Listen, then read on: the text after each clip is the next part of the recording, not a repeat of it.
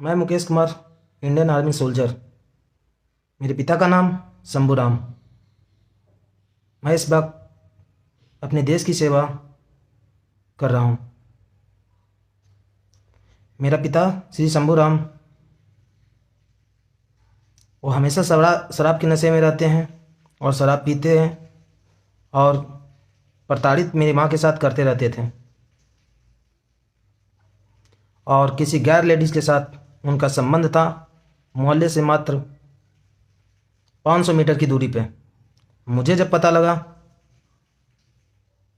कि ऐसा ऐसा कंडीशन है और मेरी माँ डिप्रेशन में हो गई, जिस कारण से मेरी माँ फांसी के फंदे पे लटक गई थी, जिसे गेट तोड़कर वहाँ के मोहल्ले के लोग बचाएं मेरी माँ को।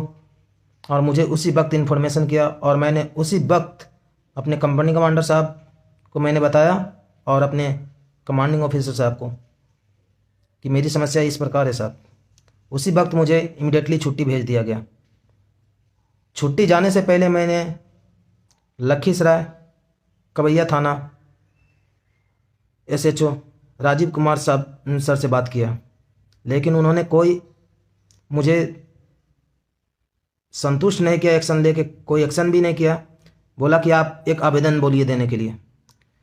उस वक्त मेरी माँ फांसी के फंदे पे लटकी हुई थी, मेंटली डिस्टर्ब हो गई थी, भाग रही थी और उस वक्त वो उनको एप्लीकेशन की ज़रूरत था। उस वक्त कार्रवाई करने की जगह एप्लीकेशन चाहिए था। मैंने बोला सर आप पहले जाके कार्रवाई करिए, शंभूराम को अरेस्ट कीजिए, डिटेन कीजिए, लेकिन उन्होंने डिटेन नहीं किया। मैंने लखीसराय SP साहब को भी मैंने व्हाट्सअप मैसेज किया, कॉल भी किया। कॉल तो हमारे रिसीव नहीं किए। व्हाट्सअप मैसेज पे मैंने मैसेज किया और उस लेडीज़ का नाम बताया मैंने, रेणु देवी थी, और उसका हस्बैंड कुशव पंडित, जो परशुराम पासवान के घर पे शरण ले रखे थे।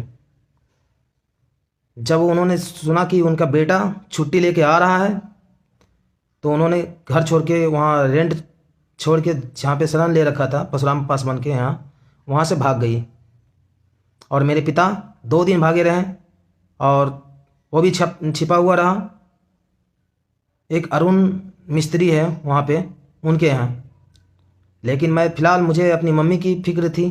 मैंने अपनी माँ को जमुई सरकारी अस्पताल से रिसीव किया और वहाँ से मैंने अपनी माँ को लखीसराय लाया। लखीसराय से ला के पटना अच्छे डॉक्टर जो साइकेट्रिस्ट के हैं वहाँ पे दिखाया,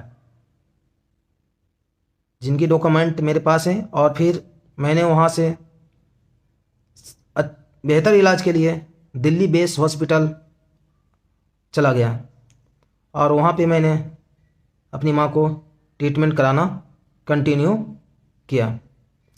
वहाँ से ट्रीटमेंट के दौरान मेरी छुट्टी ख़त्म होने वाली थी।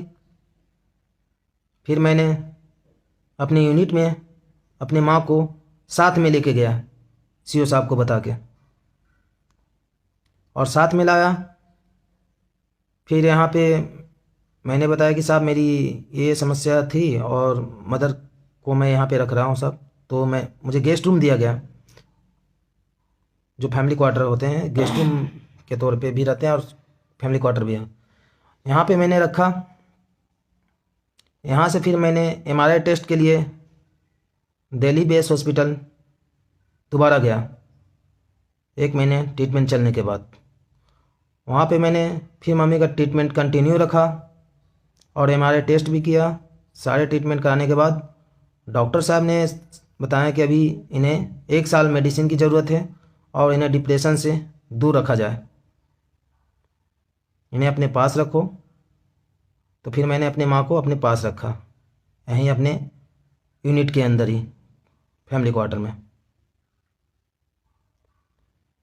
मैंने अपनी माँ के फ़र्ज था जो पूरा कर रहा हूँ। और जब मेरी नौकरी 2011 में लगी थी, उस वक्त श्री शंभूराम राजमिस्त्री का काम करते थे। मैंने बोला कि राजमिस्त्री का काम आप छोड़ दीजिए, मुझे जॉब लग गई, आप अच्छे से रहिए और बस खाना खाइए और अपना सेहत पे ध्यान दीजिए।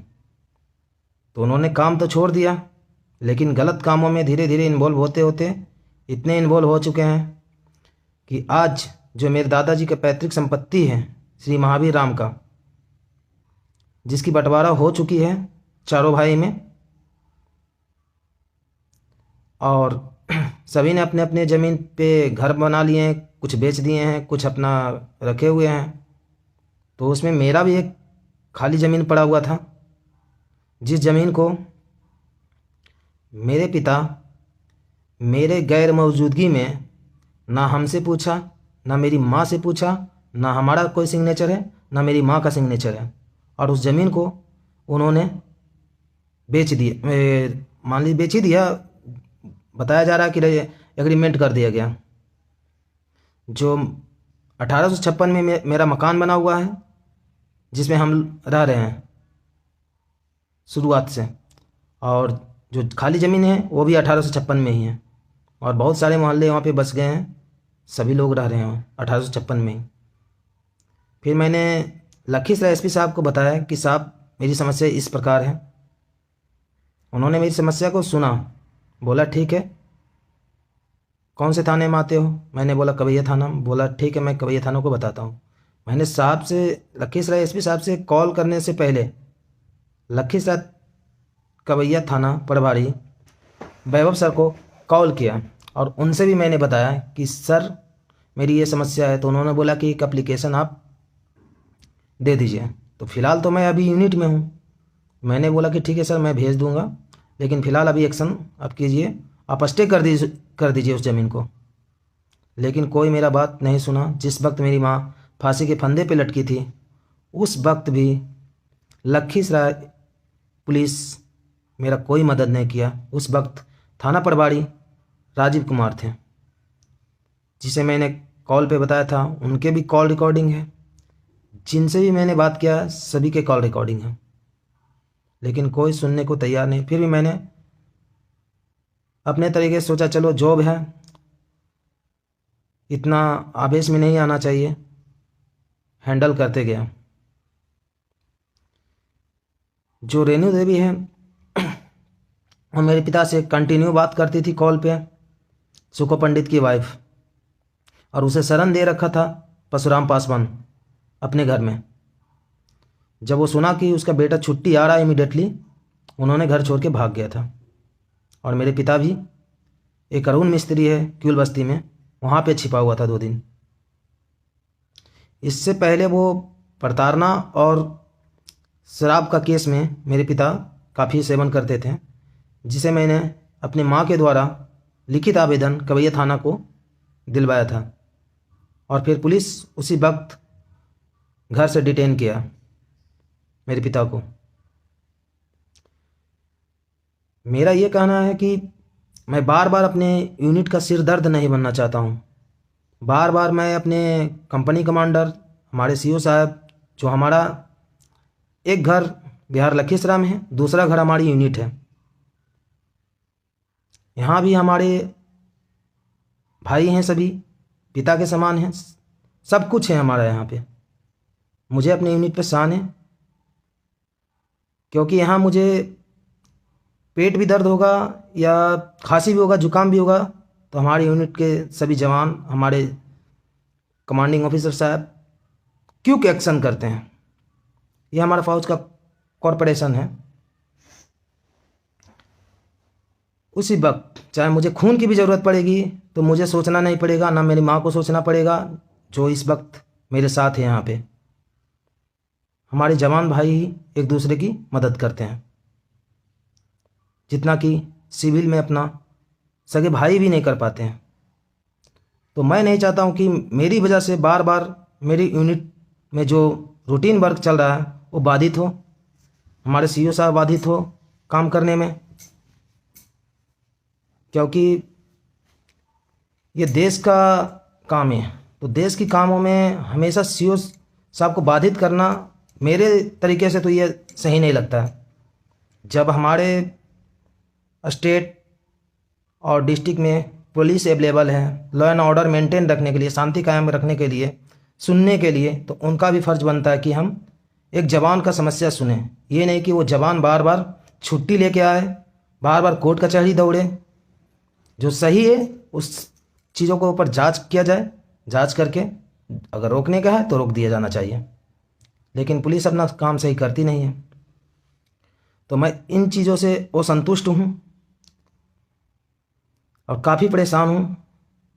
और मेरी माँ सबसे ज़्यादा परेशान है इस वक्त, काफ़ी टेंशन जो इस वक्त मेरे साथ है। और मैं अपने माँ की सर पे कसम खा के वादा करता हूँ कि जो भी मेरी माँ को डिप्रेशन में किया है और परेशान करने की कोशिश कर रहा है, मैं उन लोगों को हर हाल में गोली मार दूंगा। और इसका जिम्मेदार बिहार पुलिस और लखीसराय प्रशासन होगा। ये कोई धमकी नहीं या आवेश में नहीं बोल रहा हूँ।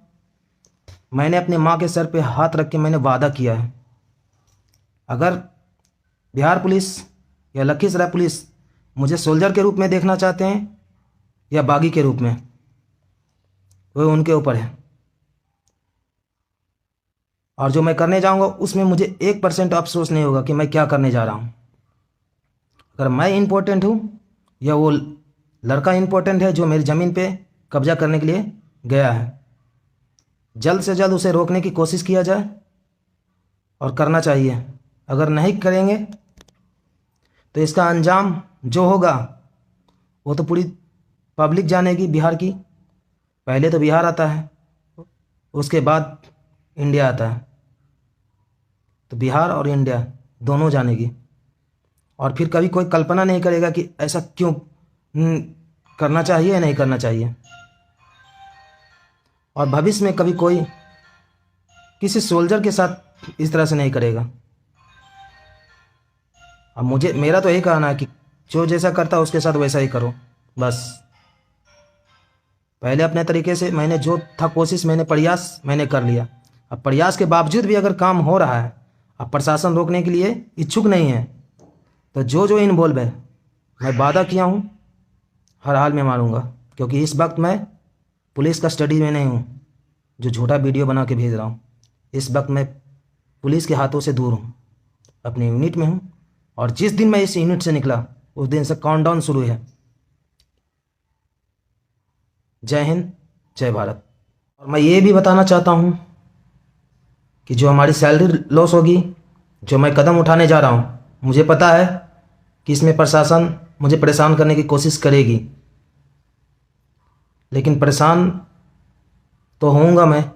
लॉस तो मेरा होगा ही, मेरी सैलरी लॉस होगा पर मंथ का, मेरा रिटायरमेंट चला जाएगा, जो मुझे मिलेगा वो चला जाएगा। तो ये सारी चीज़ों का भुगतान उसी बिहार, उसी लखीसराय से करूँगा। कैसे करूँगा ये तो मैं बताऊँगा नहीं। अगर मैं इतना चीज़ खोऊंगा तो पाने की तो इच्छा रखूँगा ज़रूर ही। अब बिहार सरकार के ऊपर है और बिहार पुलिस के ऊपर है, जिला प्रशासन के ऊपर है कि इसे शांति कायम रखें या फिर खून खराबा होने दें, या सोल्जर के रूप में देखना चाहता है या बागी के रूप में। जो भी होगा अंजाम चाहे कुछ भी हो, पीछे मुड़ के मैं देखूंगा ना। इसका सारा जिम्मेदार सिर्फ जिला प्रशासन होगा, क्योंकि मेरा एक ही आग्रह है कि बस उस ज़मीन को जल्द से जल्द काम रोक दिया जाए। क्योंकि इस वक्त मुझे इज्जत सबसे ज़्यादा प्यारी है, पैसे से ज़्यादा इम्पोर्टेंट मुझे इज्जत है, सर्विस से ज़्यादा मुझे इम्पोर्टेंट इज्जत है। मेरी माँ का फिक्र है कि मेरी माँ उस ज़मीन के कारण डिप्रेशन में हो गई है इस वक्त, अभी जिसे इलाज चल रहा था, फिर से वो 2 दिन से टेंशन में है। तो वो मेरे लिए बहुत ज़रूरी है। और जो ज़मीन लिया है वो हमारे पुराने दुश्मन भी थे, फिर भी दोबारा कोशिश किए, फिर दोबारा वो कोशिश किया है गलत करने के लिए। मैं तो भूल गया था कि चलो छोड़ो यार, सर्विस हो गया, ये सब नहीं करना है। लेकिन वो बोलता है ना कि इतिहास दोहराना चाह रहा है, तो इतिहास में दोहराऊंगा, फिर अच्छी तरह से दोहराऊंगा। उसके अंदर जो गुरूर घमंड हो चुका है ना, वो घमंड को मैं 100% पूरा करूंगा। और मेरा कहना है कि जिस दिन मैं मुकेश कुमार इस पलटन से निकला, उस दिन जो विक्की कुमार मेरी ज़मीन पे गया है, उसे मैं रिकमेंड करता हूँ कि स्पेशल सुरक्षा ले लिया जाए। बिहार पुलिस से भी मैं कहना चाहता हूँ कि उसे एसटीएफ का जवान दिया जाए उसकी सुरक्षा के लिए। मेरा रिकमेंड है पर्सनली, क्योंकि एक जवान को अगर बागी ही बनाना है तो बनाओ। जय हिंद, जय भारत।